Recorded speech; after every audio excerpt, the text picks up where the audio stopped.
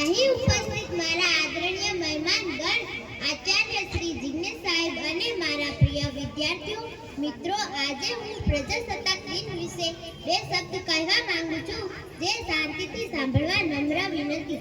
આપણા સ્વતંત્રતા સંગ્રામના ઇતિહાસમાં 26મી જાન્યુઆરી પોતાનું જ એક વિશેષ મહત્વ છે.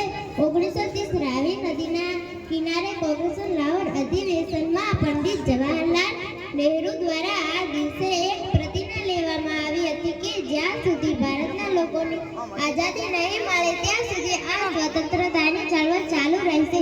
સાર્વભૌમ સમાજવાદી બિન સાંપ્રદાયિક લોકતાંત્રિક અને પ્રજાસત્તાક ભારતનું બંધારણ 26મી જાન્યુઆરી 1950ના દિવસે અમલમાં આવ્યું હતું.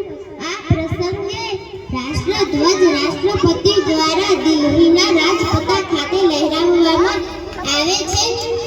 26મી જાન્યુઆરી 1950ના રોજ ભારતનું બંધારણ, તેની સરકાર, રાષ્ટ્રપતિ અને રાષ્ટ્રધ્વજ સાથે વિશ્વનું સૌથી મોટું પ્રજાસત્તાક બન્યું.